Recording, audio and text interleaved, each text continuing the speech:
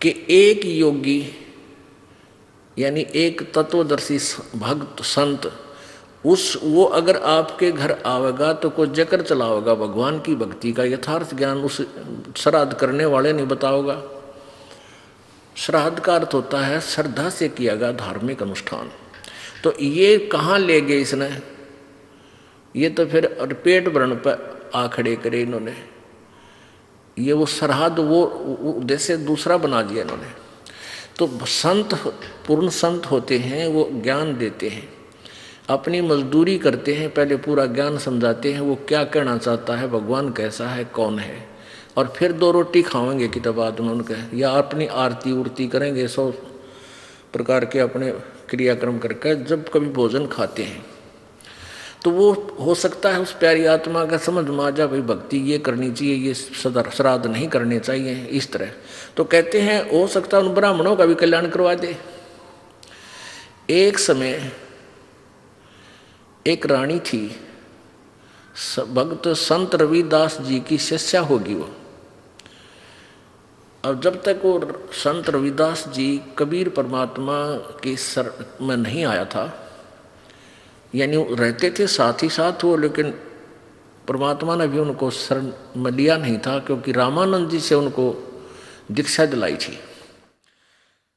एक ब्राह्मण था और वो रविदास जी के पास गया और कहने लगा, रविदास जी चल गंगा में नहा के आते हैं। तो रविदास जी कहने लगे भाई, क्योंकि रामानंद जी को परमात्मा कबीर जी ने ये ज्ञान दे दिया था, तो रामानंद जी ने रविदास जी को वो ज्ञान जचा रखा था। तो रविदास जी कहने लगे भाई हमारी गंगा तो हमारा यहीं पर है, सिमरन है, और हम गंगा में नहीं जाते। काफी उसने कहा, नहीं मान्य रविदास जी। तो रविदास जी कहने लगे भाई एक काम करिए। तो ब्राह्मण कहने लगा कि भगत जी कुछ गंगा में कोई पैसे डालने हो दान पुण्य करने खातिर दे दिए, मैं डाल दूंगा। उसने ने सोचा था ये 2-4 रुपये दे देगा, कुछ मंगा लिए, कह देगा डाला गंगा में। तो रविदास जी बोले भाई एक काम करिए, ये ले जा मेरा 1 रुपया, और गंगा जी हाथ काट के जो रुपया ले हुए न्यू हाथ में पकड़े तो दे आइए ना वापस ले आइए। अब उसने सोचा कौन देखेगा, उड़ा मैं अपने जेब में डाल लूंगा और कह दूंगा दे दिया, मैंने वो हाथ में पकड़ा था उसने। अब उसने जाकर एक बार तेने बोल दिया, हे गंगा मैया भगत रविदास ने आपके लिए 1 रुपया भेजा है, न्यू क्या है हाथ में ग्रहण करे। एकदम हाथ निकला बाहर और ले लिया। दूसरे हाथ में क्या निकला, एक सोने का सुंदर कंगन, वो पंडित जी को दे दिया, और गंगा ने कहा ये उस परम संत को दे देना, सोने का कंगन। अब पंडित जी का गया बेईमाना, अगर भाई के बेरा फटेगा, रविदास जी ने ठगा ला जेब भीतरली में, और उसने आके राजा को दे दिया। अच्छे पीछे मिलेंगे। राजा ने अपनी रानी को दे दिया। रानी कहने लगी इस आते एक और चाहिए, ये तो जोड़ा होता है। उसके कुछ पैसे दे दिए, जैसे भी 20, 30, 50 रुपये थे उस कंगन के, पहले महंगे सस्ते होते थे भाव। अब राजा नौ ब्राह्मण फिर बुलाया, पंडित जी बात सुन, एक और लिया, नित्रा बकल तारांगे नहीं लिया था।